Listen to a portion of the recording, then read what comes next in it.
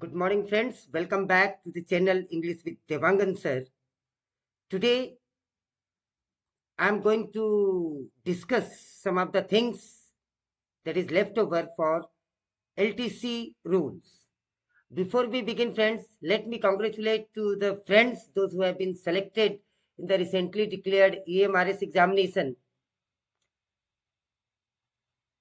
Congratulations to all of you, and I'm thankful to you for sending me personal messages, thanking to the channel that it has helped you in achieving your success. Although it is all your hard work,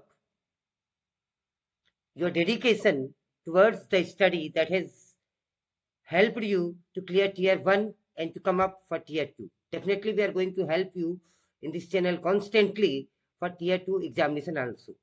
Friends, let me tell you few things what we are going to do today. I will be explaining rule number 101 to 205. As in the previous lesson, we have already covered 100 questions. जिन दोस्तों ने इस channel को देर से join किया है या अभी तक इन्होंने वीडियो नहीं देखा है, मैं उनके लिए बताना चाहूंगा कि दोस्तों आप इस चैनल में जब जाएंगे इंग्लिश विद देवांगन सर में, तो सिंपली आप इस प्लेलिस्ट में जाएं. देखिए, कॉम्पिटेटिव सीरीज के नाम से एक प्लेलिस्ट है. इस प्लेलिस्ट में अभी तक 10 लेटेस्ट वीडियोस पिछले 10 दिनों में अपलोड किए जा चुके हैं. यदि आपकी जानकारी नहीं है तो मैं आपको बता दूं, पहला वीडियो है राइट टू इंफॉर्मेशन एक्ट पे, आप इसे देख सकते हैं. आपका एक चैप्टर कंप्लीट हो जाएगा. प्रिपरेशन कैसे करें, यदि आप कंफ्यूज हैं तो पहले ये वीडियो देखें. उसके बाद में पॉस एंड पॉक्सो एक्ट पर एक कंप्लीट सीरीज है जिसमें थ्योरी के साथ ही साथ में एमसीक्यूज डिस्कस किए गए हैं. उसी प्रकार से ministry of education, NCPCR and NDMA guideline for school safety and security, that is a part of our syllabus for Kendriya Vidyalaya, Navodaya Vidyalaya tier 2, direct recruitment as well as limited departmental examination and EMRS as well. तो दोस्तों इस तरीके से number 2, number 3, number 4 पे आप देख सकते हैं constitutional provision for PWD, EWS, SC, ST and other disadvantages class. Number 5 पे आपका वीडियो है office procedure and office management. Number 6 पर है contract labour abolition and regulation act. Number 7 पर है principle of school budget. Number 8 पर है human rights for all examination. Number 9 पे है टीए बिल. और 10 नंबर की सीरीज जिसके अंतर्गत आज हम बैठे हैं उस पर पार्ट 1A LTC रूल है, जिसमें करीब 50 क्वेश्चन डिस्कस किए गए हैं. पार्ट ए और बी मिलाकर 50 क्वेश्चन डिस्कस किए गए हैं. पार्ट 2 में फिर से 50 क्वेश्चन डिस्कस किए गए हैं दोस्तों. और आज मैं आपके सामने लेकर आया हूं part 3. We are going to discuss part 3. In this we will be doing again question number 1 to 150 today. But what I am going to do is, let me show you. Here you see section 1, actually question number 1 to 5. दोस्तों मैं बहुत बारीक analysis आपके लिए लेके आया हूं. इस एनालिसिस में मैं आपको ये बताने वाला हूं क्वेश्चन नंबर 100 स्वामी हैंडबुक के क्वेश्चन नंबर 101 से लेकर the most authentic book is Swami's book. We already know it, everybody knows it. इसी बुक से हम पढ़ रहे हैं और इस बुक में क्वेश्चन नंबर 101 से लेकर 105 तक बेसिक जो इम्फेसिस दिया गया है वो फैमिली डेफिनेशन पे दिया गया है. तो यहाँ पे मैं एक बार फिर से फैमिली डेफिनेशन को ब्रीफ में लेके आया हूँ आपके लिए, और उसके बेसिस पे आप क्वेश्चन नंबर 101 से लेकर 105 तक आप डील कर पाएंगे. उसके बाद की हम बात करते हैं तो देखिए ये क्वेश्चन हम डिस्कस करेंगे उसमें. फिर सेक्शन 2 मैंने बनाया है जो LTC एडमिसिबिलिटी की बात करता है, जो क्वेश्चन नंबर 6 से लेकर 20 तक कवर करता है. तो दोस्तों क्वेश्चन तो हम करेंगे ही करेंगे, साथ ही साथ उसकी थ्योरी रिवीजन के लिए आपके लिए लेके आया हूं. उम्मीद है आपको ये वीडियो बहुत पसंद आएगा. तो चलिए बिना देर किए शुरू करते हैं. Swami's LTC rule made objective multiple choice question. This, as I mentioned already, we have covered question number 1 to 100, which you can see in the previous video. Today I am going to begin with question number 101. So friends, let us begin with the question number 101. You can answer it yourself. This PDF will be available to you to watch in the description box. You can download it, you can take print out, and you can go ahead. So let us begin with question number 101. The government servant can claim LTC for which of the following relative, कौन से relative के लिए आप LTC claim कर सकते हैं? Dependent mother, yes कर सकते हैं। सिस्टर डिपेंडेंट ऑन फादर, बिल्कुल नहीं कर सकते हैं। मैरिड सन, अगर सन मैरिड है तो बिल्कुल नहीं कर सकते। Father earning pension of 12,000 rupees, आपको पता है इसकी लिमिट 9,000 बिलो होना चाहिए, तब वो डिपेंडेंट कहलाएंगे। तो सीधा सीधा इसका दोस्तों आंसर है डिपेंडेंट मदर। थ्योरी में भी ये बात मैंने एक्सप्लेन की थी, यदि आपने नहीं देखा है देख लेंगे। आज भी हम इसकी थ्योरी करने वाले हैं, लेकिन थ्योरी से पहले मैंने सोचा कि आपको डिटेल बताया जाए, क्वेश्चन पे चर्चा किया जाए। यदि किसी क्वेश्चन पे कोई डिस्क्रिपेंसी आती है तो we are going to discuss again the theory. Question number 102, are the children of a widowed daughter or widowed sister covered in the definition of family for LTC? दोस्तों मैं 30 सेकंड का आपको pause दे रहा हूं ताकि आप चारों ऑप्शन को पढ़ सके और फिर आप इसका करेक्ट उत्तर दे सके। Children of window sister only eligible, बिल्कुल एलिजिबल नहीं होते। चिल्ड्रन ऑफ विडो डॉटर नहीं एलिजिबल होते। हाँ, विडो डॉटर आप पर डिपेंडेंट हो सकती है, विडो सिस्टर आपकी डिपेंडेंसी हो सकती है यदि फादर नहीं है तो। Children of both are eligible, बिल्कुल नहीं। तो जो करेक्ट आंसर है not covered in definition of family for LTC. दोस्तों मैंने पहले भी बताया था विडो डॉटर जो है वो तो आपकी डिपेंडेंट कहलाएगी, लेकिन उनके बच्चे आपकी डिपेंडेंट नहीं कहलाएंगे। आगे बढ़ते हैं दोस्तों, इसी क्रम में क्वेश्चन नंबर 103 की ओर हम आगे बढ़ते हैं। Are parents of spouse eligible for LTC? Spouse मतलब इन लॉ हो गए, parents of spouse means in law, चाहे वो मेल हो चाहे फीमेल हो। And I made it very clear friends that they are not at all eligible for LTC. प्रश्न क्रमांक 104, what is the age limit for admissibility of LTC to unmarried dependent daughter? Daughter है, unmarried है और dependent है, तो क्या उसकी कोई एज लिमिट होगी? चारों ऑप्शन को आप एक बार पढ़ लीजिए। चारों ऑप्शन जब आप पढ़ेंगे तब आपको पता चलेगा कि उसकी no age limit is the right answer. अगर वो अनमेरिड है और आप पर डिपेंडेंट है तो एलटीसी के लिए कोई एज बार नहीं होगी। whether reimbursement of LTC for government servants family, whether reimbursement of LTC for government servants family for onward or return journey alone can be admitted, या तो केवल ऑनवर्ड जर्नी है या केवल रिटर्न जर्नी है, तो क्या ये एडमिसिबल होगा? चारों ऑप्शन आप पढ़ लीजिए आराम से। Yes, definitely it will be admissible in special case. कैसे स्पेशल केस? आप यहाँ से गए होम टाउन, अब उसके बाद में एम्प्लॉय ने वहां पे शादी कर ली, अब उसकी वाइफ पहली बार होम टाउन आई है, तो वो हेडक्वार्टर से होम टाउन तो नहीं गई, लेकिन होम टाउन से हेडक्वार्टर तो डेफिनेटली आएगी। कोई बच्चा स्टडी लीव में गया हुआ था, पेरेंट पहली बार इस तरीके से हेडक्वार्टर आ रहे हैं, तो only one side journey or both the side journey is obviously allowed, but in special case one side journey onward journey is also allowed। ये चीज आप ध्यान में रख सकते हैं। तो आंसर हो गया आपका B, will be admissible in respect of cases। Question number 106, whether the grace period of 1 year is admissible to those who avail every year LTC। दोस्तों मैंने बताया था फ्रेश रिक्रूटी को 1 2 3 4 5 6 7 8 साल तक लगातार होम टाउन एलटीसी मिलती है, जिसे फोर्थ ईयर ब्लॉक ईयर के लास्ट ईयर में उसे वो ऑल इंडिया में कन्वर्ट कर सकते हैं, लेकिन उन्हें कैरी फॉरवर्ड करने की अनुमति नहीं होती। और हमारा प्रश्न है whether the grace period of 1 year is admissible to those who avail LTC every year, तो सिंपल सा answer it is not admissible. whether he is married or unmarried, it is not matter at all in the case of LTC। दोस्तों मुझे उम्मीद है आपको चीजें स्पष्ट रूप से समझ में आ रही है, और मैं बहुत ज्यादा यदि तेज बोल रहा हूं तो आप कमेंट सेक्शन में लिख के मुझे बता दें कि सर स्पीड थोड़ा धीमा कीजिए। मेरा उद्देश्य अधिक से अधिक प्रश्न को कवर करना है, साथ ही साथ सबसे बड़ा उद्देश्य तो ये है कि मैं जो भी बता रहा हूं आप उसे समझ सके।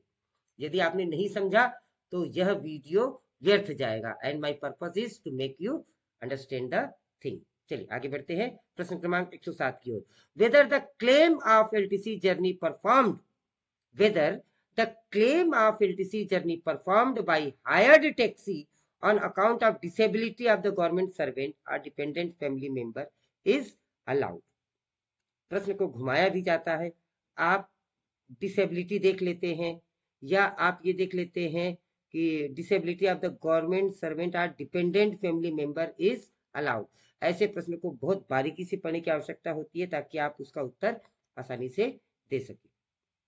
ध्यान रखिए दोस्तों, हायर्ड टैक्सी किसी भी केस में आपको एडमिसिबल नहीं होता है। You are restricted only to the entitled class by rail, air fare और शॉर्टेज रूट। इन सब के लिए डिसेबल पर्सन को अलाउड है। Whether the claim of LTC journey performed by higher taxi on account of disability of the government servant or dependent family member is allowed. So restricted to entitled class by rail or air or shortest route. इस चीज को हमेशा याद रखें दोस्तों। प्रश्न क्रमांक 108 की ओर आगे बढ़ते हैं। Is the LTC admissible on closed holidays in combination of leave? अभी अभी मैंने आपको बताया था कि इस तरीके के जब प्रश्न आते हैं, इस तरीके के प्रश्न जब आपके सामने आते हैं तो आपको यह ध्यान रखना है कि बिना लीव के एलटीसी आप नहीं ले सकते। या तो वो डिक्लेयर्ड हॉलीडेज हैं या फिर आपने छुट्टी ली है। वर्किंग डेज में एक दिन 2 दिन के बीच में छुट्टी आती है, सेकंड सैटरडे संडे आता है और मंडे भी किसी कारण से छुट्टी है, तो आप इन 3 दिन में एलटीसी करके आएंगे? No, not possible at all. तो इसका सीधा सीधा उत्तर हो जाएगा, जिसका कोई भी मित्र उत्तर दे सकता है, admissible if journey is performed on closed holiday after availing leave. इन सब पे ध्यान दीजिए, आफ्टर अवेलिंग लीव आपको छुट्टी लेनी ही पड़ेगी। मैंने स्पष्ट उदाहरण दे दिया, सेकंड सैटरडे छुट्टी है, संडे छुट्टी है और मंडे पोंगल की छुट्टी है। अभी 3 छुट्टी मिल गई तो 3 दिन में भैया मैं घूम के आ जाता हूँ, नहीं, LTC is not admissible until and unless you take leave. सारे प्रकार की लीव इसमें कवर है। हमारे जो ब्रेक है, वेकेशन है, वो सब तो खैर कवर है ही सही। आप स्टडी लीव में है तब भी ले सकते, मेटर्निटी लीव में है तो हमारी जो फीमेल कोलीग्स हैं they can enjoy the motherhood and all. चलिए आगे बढ़ते हैं। A government servant purchased tickets before the travel of advance. Advance लेने से पहले उसने टिकट ले ली for performing LTC journey. Is the action of government servant in order or not? In order or not का मतलब क्या है? क्या भाई एडवांस नहीं देते तो वो टिकट नहीं लेता? क्या लेता है ना, तो ठीक है, जायज है, कोई दिक्कत वाली बात नहीं है। तो इन चारों में कौन सा आंसर चाहिए? Ticket is not valid as it was purchased before disbursing the advance. ये तो बिल्कुल सही बात नहीं है भाई। Ticket must be produced within 10 days of travel, within 10 days of travel of advance, बिल्कुल ठीक है। At the discretionary power of competent authority, नहीं। Ticket must be produce 10 days after travel of the advance, ये after word ने खेल बिगाड़ दिया, otherwise ये ऑप्शन भी सही हो सकता था। तो प्रश्न क्रमांक 109 को सही उत्तर हो जाएगा B, must ticket must be produced within 10 days of travel of advance. भले आपने टिकट पहले लिया हो बाद में लिया हो, ये प्रश्न आपको उलझाने का प्रयास कर रहा है, जिसमें आपको बिल्कुल भी नहीं उलझना है, ठीक है। Encashment 110, encashment of earned leave with a balance of 34 days EL on account of availing LTC for the first time is limited to। दोस्तों इस प्रश्न का उत्तर देने से पहले मैं आपको बता दूं, आप एक बार में 10 days EL इनकैशमेंट कर सकते हैं, 10 days का EL इनकैशमेंट कर सकते हैं, पहली बात।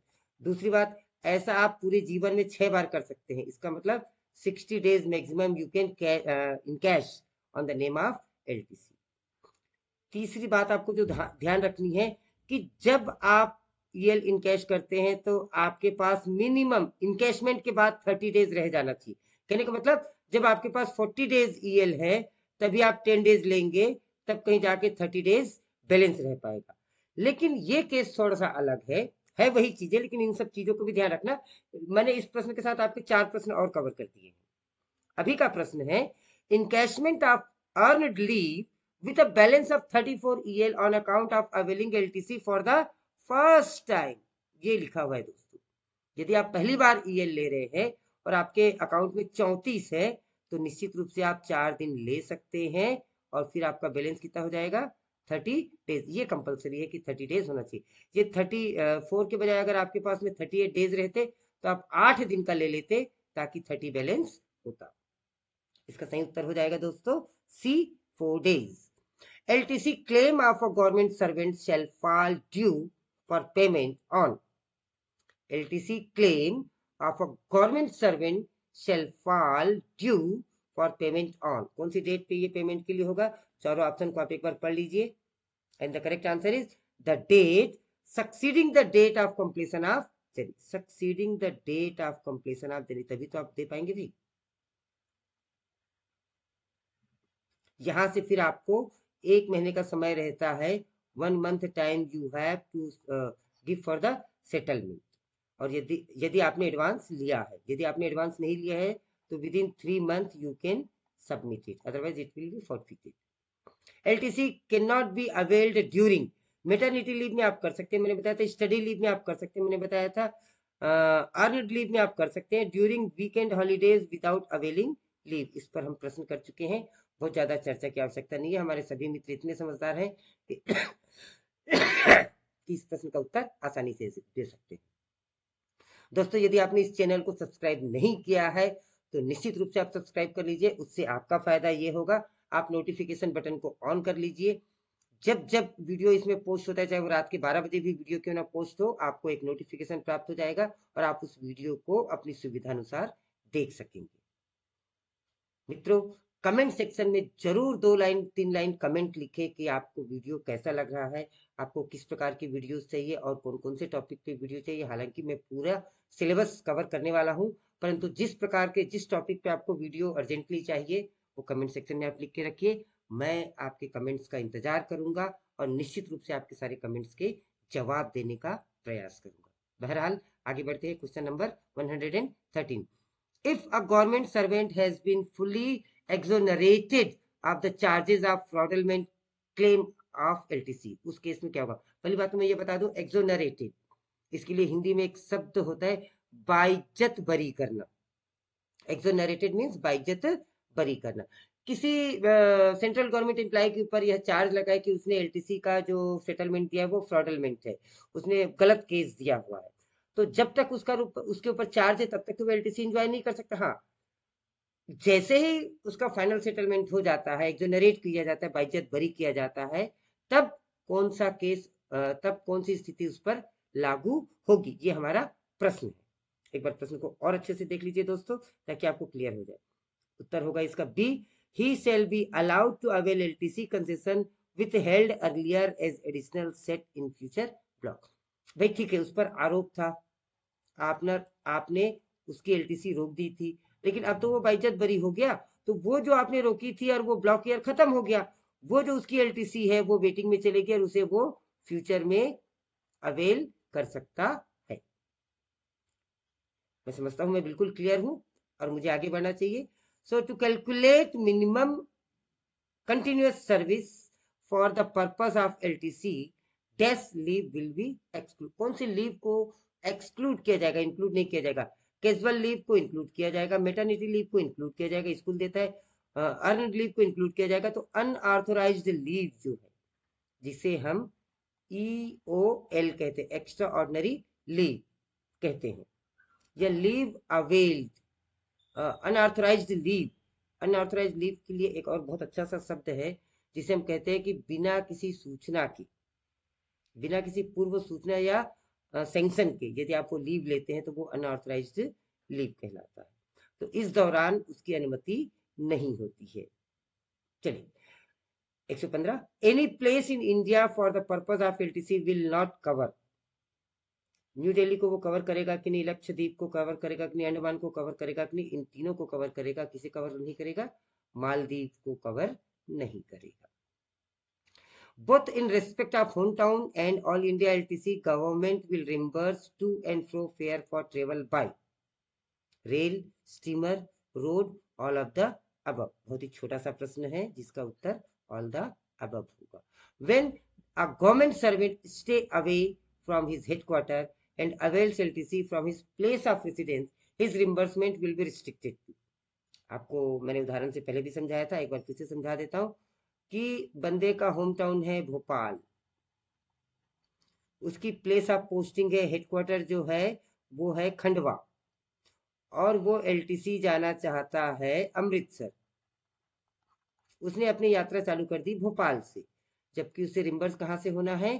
खंडवा से अमृतसर ही होना है। तो जो भोपाल से खंडवा है, that that fellow has to bear himself. ये सिंपल सा लॉजिक है जो आप भली भांति जानते हैं। तो आप इसका मुझे उत्तर बता दीजिए। Headquarter to home town or the place of visit. It will start always from headquarter and will end always in headquarter.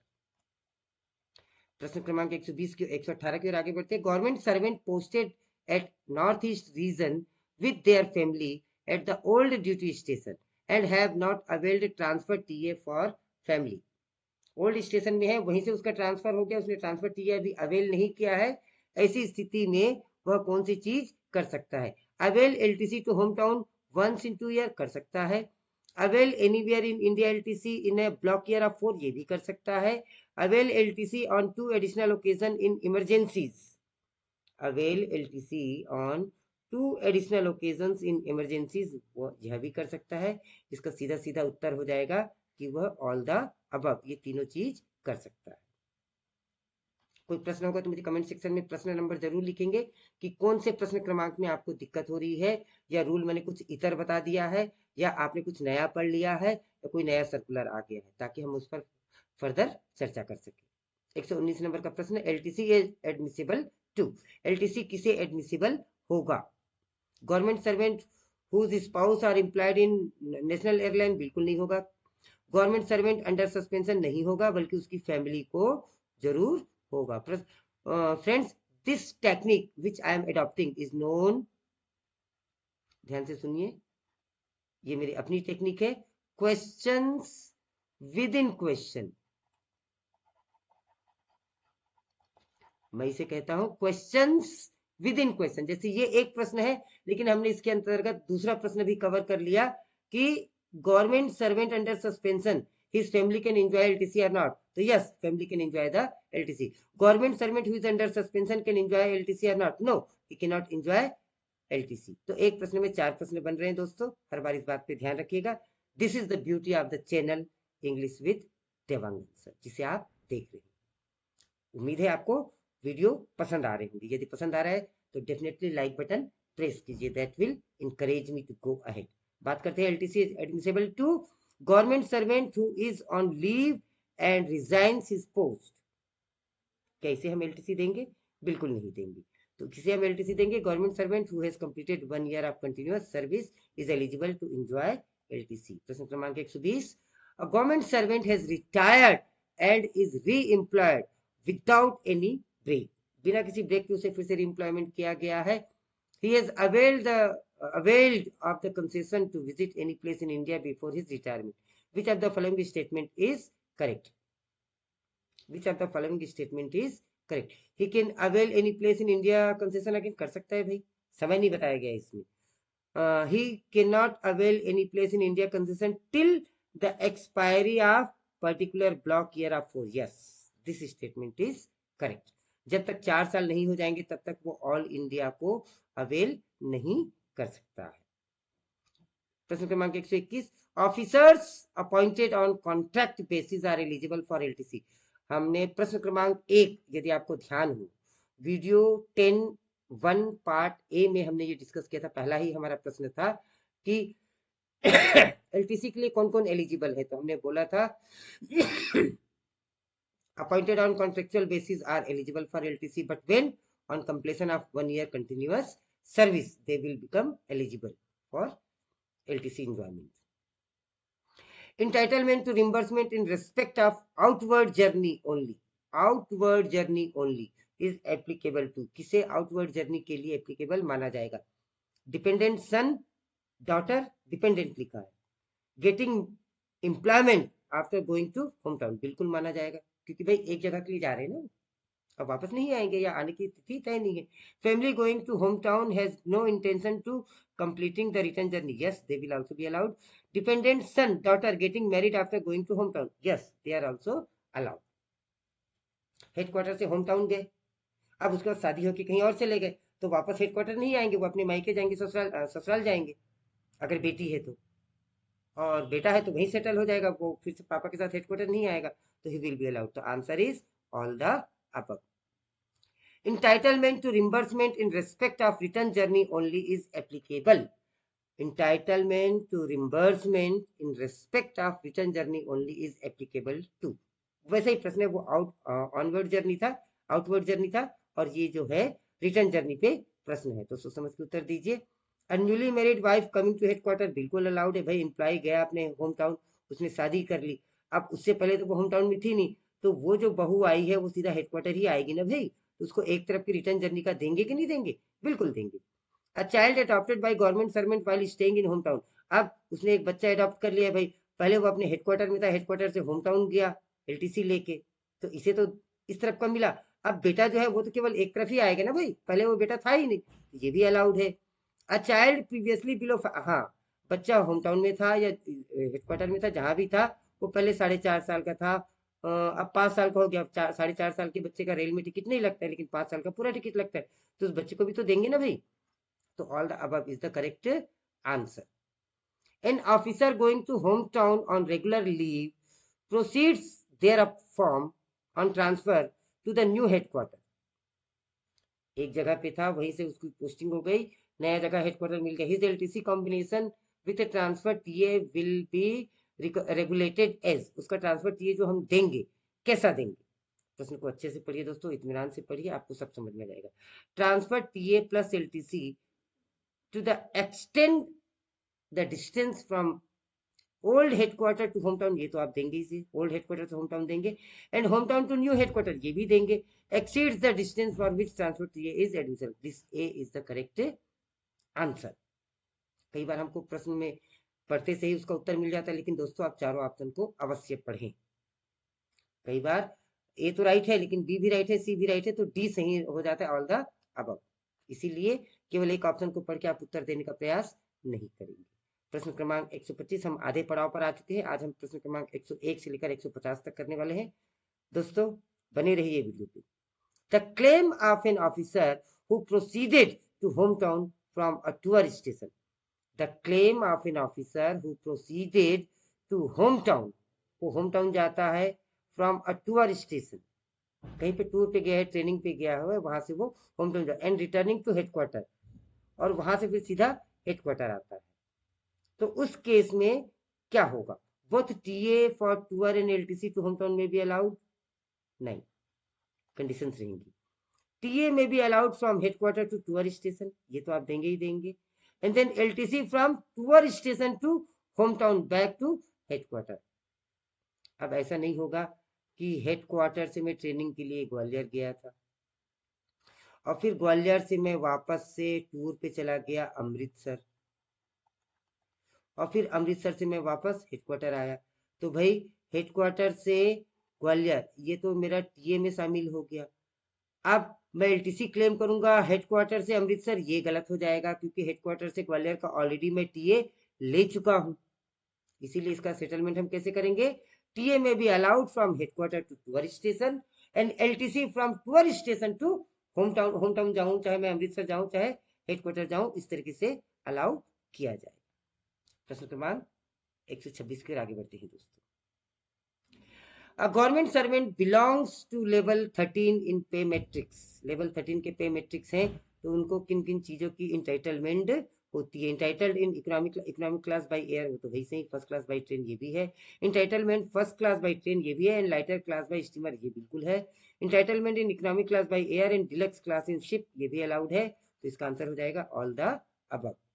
Home town declaration of the official is kept in, home town declaration की जो जानकारी रहती है वो किसमें रखी जाती है? सबको पता है, service book of the official, service book में उसकी एंट्री की जाती है, उसका बकायदा एक पेज होता है, इसमें होम टाउन आप डिक्लेयर करते हैं। पूरे लाइफ टाइम में केवल एक बार बदलता है, बदलने वाली जो अथॉरिटी होते हैं वो हेड ऑफ डिपार्टमेंट होते हैं, हेड ऑफ डिपार्टमेंट केंद्रीय विद्यालय और नवोदय विद्यालय संगठन के संबंध में कमिश्नर होते हैं, and that too it require genuine proof, legitimacy, and your statement with valid reason.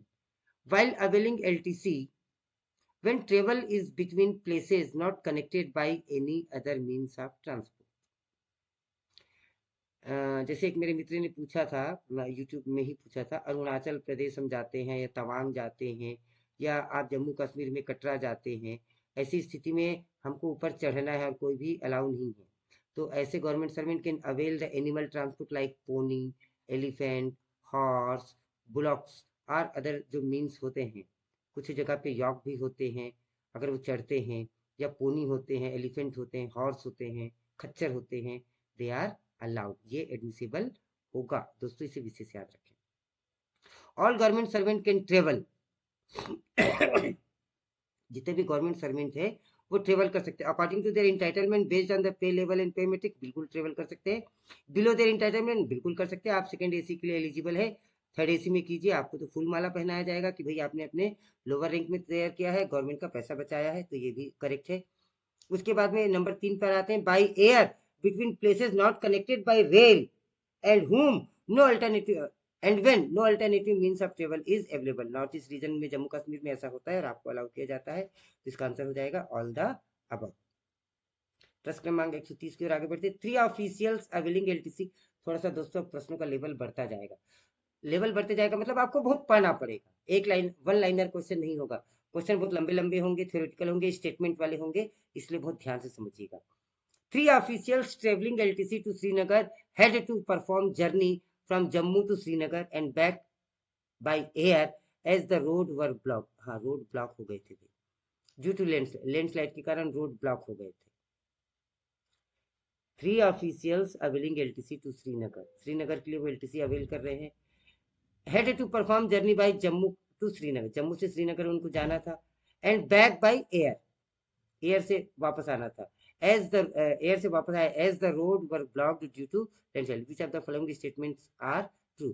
अब इनमें से कौन कौन से स्टेटमेंट सही है। अब ऐसे प्रश्न में आपको बहुत ध्यान से पढ़ना पड़ जाता है, लेकिन ये ऑल द अबव लिखा है मतलब ऐसा नहीं है कि ए और बी सही है, या ए और सी सही है, या बी और सी सही है, ऐसा नहीं है। या तो इनमें से कोई सही है या तीनों सही है, इसलिए आपको चारों ऑप्शन पढ़, जहाँ पे ऑल द अबव लिखा है वहां पे चारों ऑप्शन आपको पढ़ना ही पड़ेगा, केवल पहला पढ़ के आप टिक नहीं कर सकते हैं। Temporary dislocation of surface transport can not be taken as non availability of alternative means, बिल्कुल ठीक है क्योंकि वो टेम्पररी है। Reimbursement will be restricted to entitle class by road journey, ये भी बिल्कुल ठीक है। आप किसी से भी सफर करो दोस्तों, आपको मिलना आप इंटाइटल्ड क्लास, अगर आप सेकंड एसी के लिए इंटाइटल है तो एसी सेकंड क्लास मिलेगा। Air travel is permitted only when no alternative means of travel is, ये भी बिल्कुल सही है, तो आंसर आपका हो जाएगा all the above. The home town, दोस्तों प्रश्न क्रमांक 131 की ओर आगे बढ़ते हैं।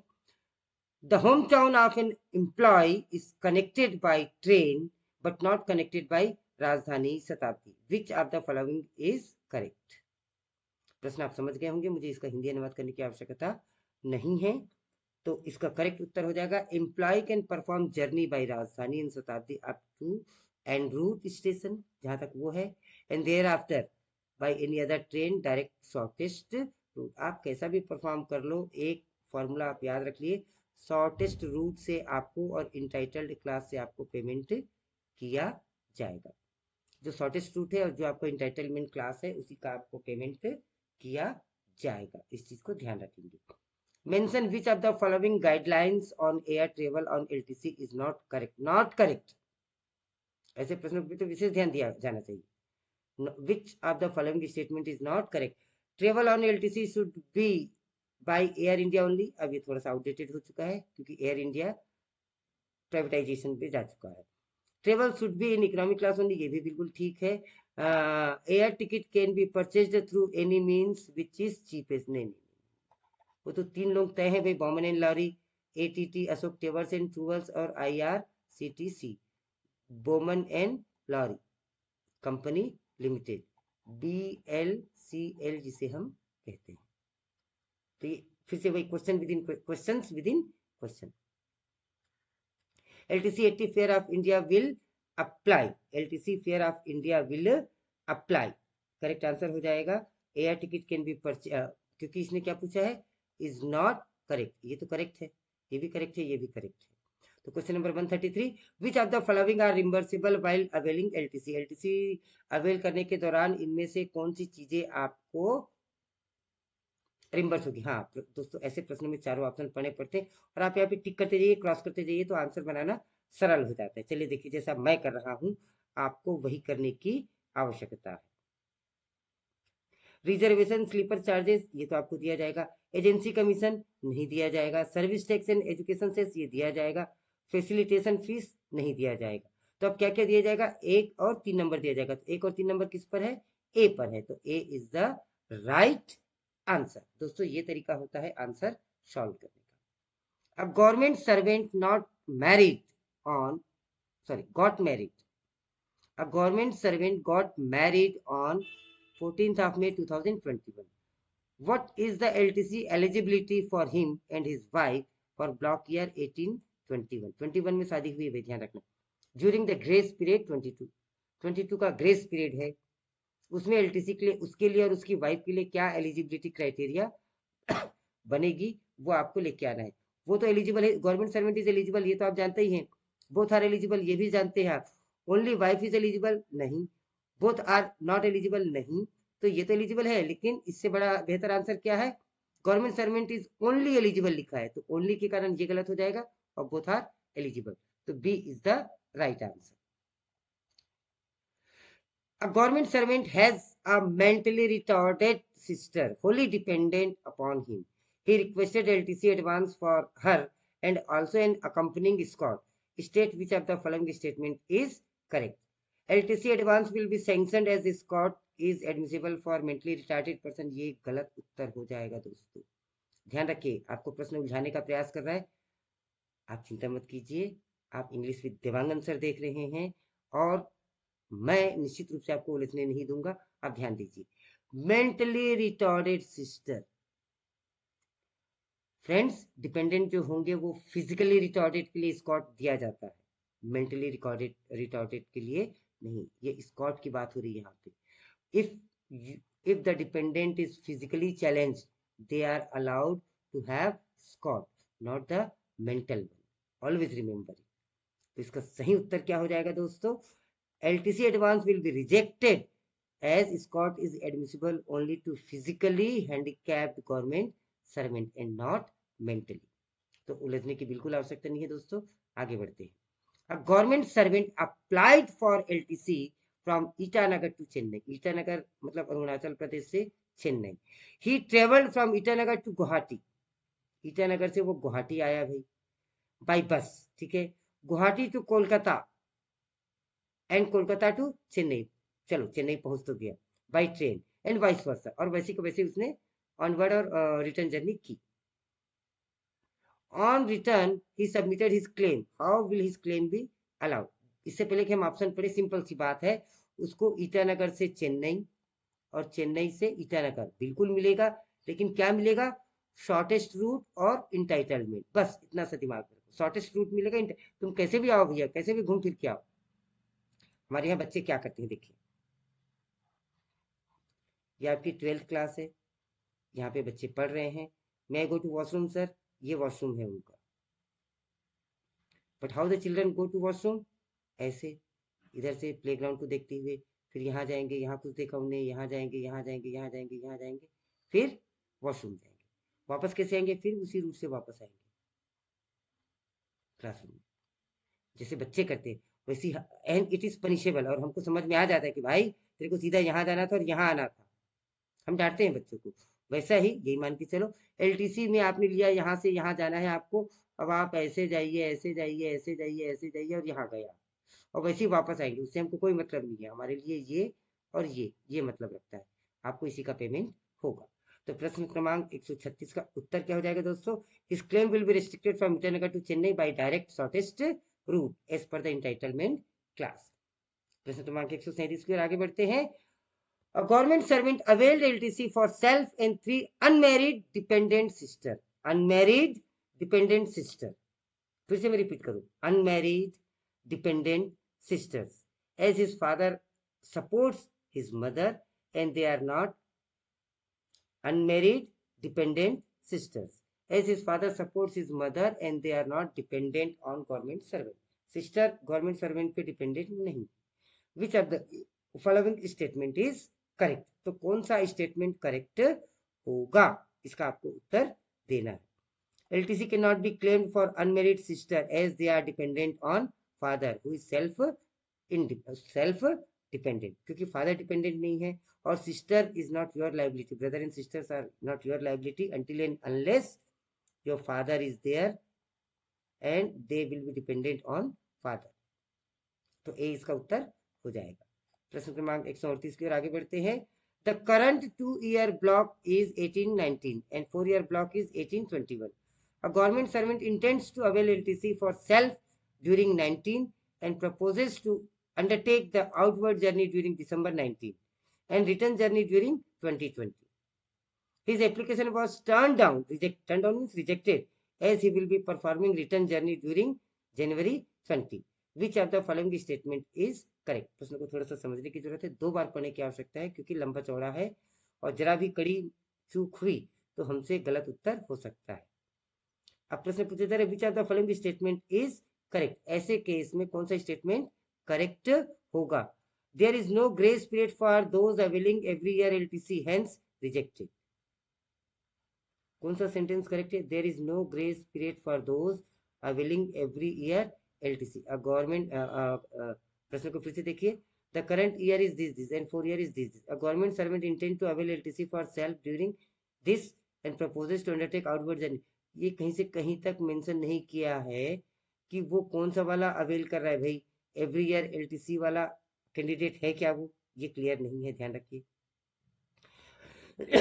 Return journey is performed after lapse of block year, hence rejected. ये बात भी बिल्कुल गलत है। Date of outward journey is the criteria. Actually यहाँ पे क्राइटेरिया क्या है? डेट ऑफ आउटवर्ड जर्नी क्या है? Hence he will be eligible. वो ड्यूरिंग पीरियड आ रहा है इसीलिए ही विल बी एलिजिबल। प्रश्न क्रमांक 139 की ओर आगे बढ़ते हैं। A government servant submits LTC claim in respect of his unmarried dependent daughter aged 21 years and 6 month. फिर से देखिए, जहां कहीं भी इस तरीके की चीजें दी जा रही है मतलब आपको घुमाने का प्रयास किया जा रहा है। चीजों को अच्छे से समझिए आप। A government servant submits LTC claim in respect of his unmarried dependent daughter, unmarried भी है, डिपेंडेंट भी है, डॉटर भी है, age 21 and 6 month. The DDO declined his claim, और डीडीओ ने उसे देने से मना कर दिया। Which of the following statement is correct as per CCS LTC rule? CCS LTC rule के अंतर्गत कौन सी बात इसमें सही है? As per LTC facilities extended to 2 surviving unmarried dependent children without any age limit. 2 लोगों को तो सीधा सीधा मिलना ही है भाई, सर्वाइविंग चिल्ड्रन को। अब वो सर्वाइविंग भी है, चिल्ड्रन भी है, अनमेरिड है, डिपेंडेंट है, तो उसे मिलना चाहिए। तो DDO is wrong here and as per the rule LTC facilities extended to 2 are surviving एक बार फिर से। A government servant submits a claim in respect of his unmarried dependent daughter aged 21 year and 6 months. The DDO declined his claim. Which of the statement is correct as per CCS LTC rule? So statement 1 is correct. Married children are also eligible if they are dependent. ये गलत है। As per rule, LTC facilities extended to 2 children below 21 years of age. नहीं, unmarried है तो रहेगा, date का कोई criteria नहीं है। Daughters of government servant are not eligible for LTC. ये भी बिल्कुल गलत सेंटेंस है। तो what is the correct sentence? Sentence number A is correct. Question number 40. A government servant proceeds on leave to avail LTC to Goa by Rajdhani Express. Due to non-availability of confirmed rail ticket for return journey, he also tried to avail by Indian Airline, but could not get confirmed ticket. He performed the return journey by Sahara Airline. यहाँ पे दोस्तों देखो, उसने सहारा airline से अपनी journey मतलब private airline से अपनी जर्नी परफॉर्म की। When the claim was presented, the DDO has not release the return journey claim. Which of the following could be the reason? इसका क्या कारण हो सकता है? सीधा सीधा कारण वही है, journey by private airline is not permissible under LTC. अब ये क्वेश्चन इररिलेवेंट हो गया दोस्तों, क्योंकि एयर इंडिया की बात अब नहीं रह गई है। LTC for the family from hometown to the place of posting of government servant is admissible during which of the following situation? LTC for the family from hometown to the place of posting of government servant is admissible during which of the following situation? कौन सी situation में उन्हें allow होगा? When the government servant is serving in northeast region in lieu of journey to the hometown, they will be allowed LTC. प्रश्न क्रमांक 142 की ओर आगे बढ़ते हैं दोस्तों। A government servant availed LTC claim to visit any place in India, and that is actually Mumbai, which he wished to visit. A government servant availed LTC claim to visit any place in India, Mumbai, for his family and submitted his claim for onward journey. केवल onward journey submit किया. Which of the following statement is correct as per CCS LTC rule? CCS LTC rule के अंतर्गत कौन सी बात उसकी correct मानी जाएगी?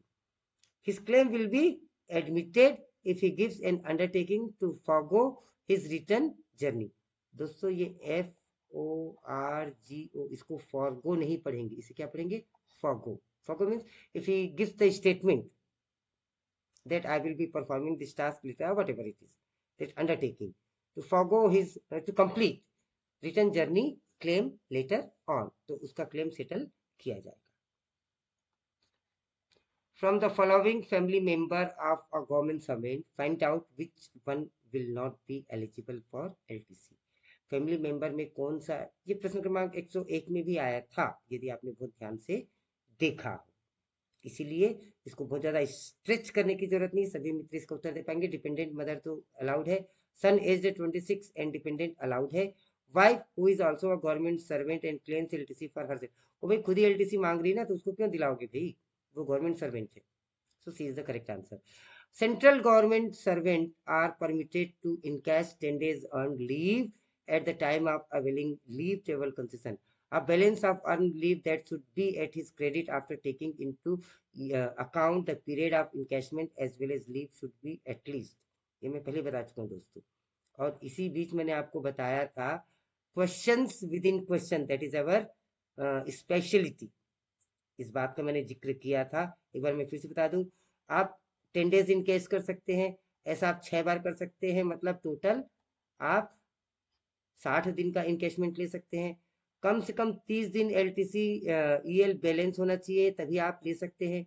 यदि पहली बार आप ले रहे हो और आपके पास 34 EL है, तो 30 बचा के आप 4 इनकैशमेंट कर सकते हैं.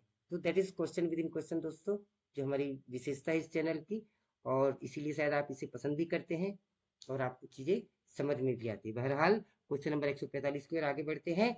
LTC advance up to 90%, actually ये 80% है. नया रूल जो आया है वो 80% बोलता है या 4/5 बोलता है. जैसे 100% आप जो खर्च कर रहे हैं उसका 4/5 आपको लेना है, ये हो गया 24 जा 80.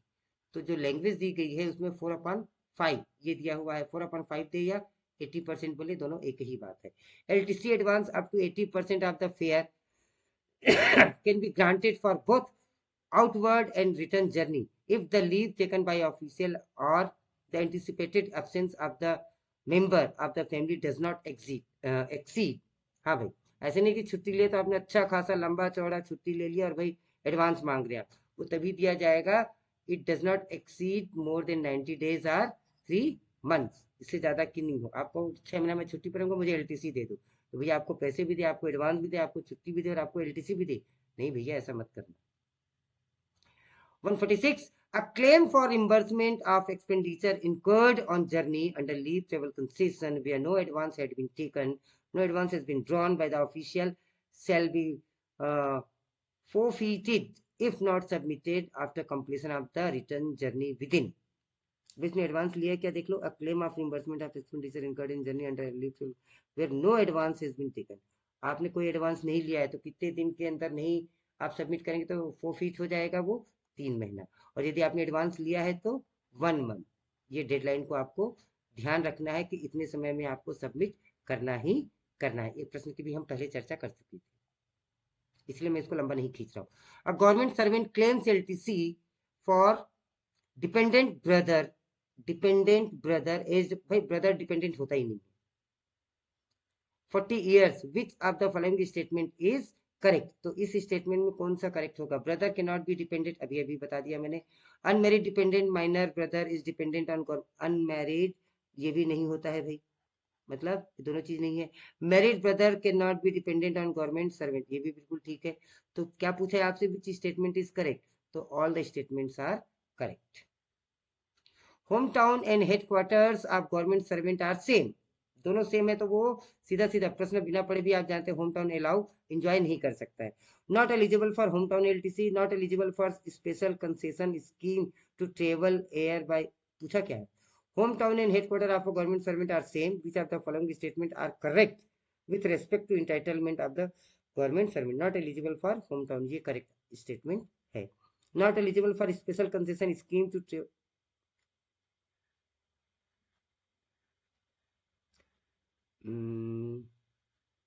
not eligible for special concession scheme to travel by air to northeast. Hometown and headquarters of the government servant are same. Which of the following statement are correct with respect to entitlement? Special concession scheme ये नहीं है। Eligible for only all India LTC ये correct है। तो क्या statement correct है आपका? All the above statement is correct. Question number 149, can a fresh recruit whose home town and headquarter are same avail LTC to home town? नहीं कर सकते भी, चाहे वो फ्रेश हो, चाहे पुराना हो, चाहे नया हो, उससे कोई मतलब नहीं है। Can not avail LTC to home town as home town and headquarter are the same. दोस्तों आज हम अपने प्रश्न के अंतिम पड़ाव पे हैं और करने जा रहे हैं प्रश्न क्रमांक 150। फिर इस वीडियो को यहीं पे विराम देंगे। A fresh recruitee joined service on 31st December 14, 31 दिसंबर 14 को उसने ज्वाइन किया। What will his LTC entitlement be? एक साल बाद वो इंटाइटल हो जाता है, आपको पता है। He will be eligible for LTC from 31st December 2015, बिल्कुल करेक्ट है। His first concession of LTC ends on 31/12/2015, ये भी ठीक है। He will have only 7 more occasional of LTC till 31/12/22, ये भी ठीक है। तो क्या स्टेटमेंट करेक्ट है? All the above. तो दोस्तों आज के इस वीडियो में हम इतना ही पढ़ने वाले हैं। जैसा कि मैंने आपको बताया था, ये जो नोट्स मैंने तैयार किए हैं, this notes are really going to be very useful to you. This is complete LTC rules comprehensive study notes. 101 से लेकर 205 तक का एनालिसिस है। इस एनालिसिस को मैं 2 मिनट में खत्म करता हूं। दोस्तों अब आप देखेंगे कि क्वेश्चन नंबर 101 से लेकर 105 तक फैमिली पे डिपेंडेंट थे। एक बार फिर से देख लीजिए। पहला प्रश्न था आपका, which relative can claim LTC? तो डिपेंडेंट मदर, और ये वहां पे उसका फिर से explanation. Children of widow daughter sister are not covered under LTC. प्रश्न क्रमांक 102 इस प्रकार से था। पेरेंट्स ऑफ स्पाउस या इन लॉज नॉट एलिजिबल, ये प्रश्न क्रमांक 103 ऐसा था। प्रश्न क्रमांक 104, age limit for unmarried daughter, no age limit is there for unmarried daughter because she is dependent on you। प्रश्न क्रमांक 105 था, one way journey is admissible. ये रेफरेंस आप देखें तो गवर्नमेंट ऑफ इंडिया का जो गजट है और बिलो रूल 7 है, उसे आप देख सकते हैं कि आउटवर्ड जर्नी के बारे में ये दिया हुआ है, रिटर्न वर्ड जर्नी के बारे में ये दिया हुआ। तो दोस्तों इस प्रकार से सेक्शन वाइज मैंने एलटीसी। अब अगला प्रश्न जो आएगा 106 से लेकर 120 तक के जो रूल है वो नीचे दिए गए हैं। और सबसे अच्छी बात, ये पीडीएफ मैं डिस्क्रिप्शन बॉक्स में आपके लिए रख रहा हूँ कि आप इसे एंजॉय कर सके, इसे आप देख सके। तो दोस्तों आज की वीडियो में बस इतना ही। अंतिम पड़ाव के रूप में मैं पार्ट 4 वीडियो लेकर आने वाला हूं, जिसमें हम एलटीसी चैप्टर को खत्म करने वाले हैं। एलटीसी आप तभी एंजॉय कर पाएंगे, इस पूरे चैप्टर को तभी समझ पाएंगे जब आप जो डिस्क्रिप्शन बॉक्स में मैंने आपको प्लेलिस्ट में दिखाया था वो वीडियो आप बहुत ध्यान से देखिए। 10th सीरीज के अंतर्गत है 10(1)(a), 10(1)(b), then part 2, and this is going to be part 3, and last part I will bring 4, and then we will go for a marathon video that will be a longer in series. Whenever you get time, do watch these videos, but watch it in complete one sitting. Only then you will be able to understand. Thanks for watching. See you in the next video. I hope you like the videos. If you like it, do share, comment and like the video. Thank you. Have a nice day, friends. See you in the next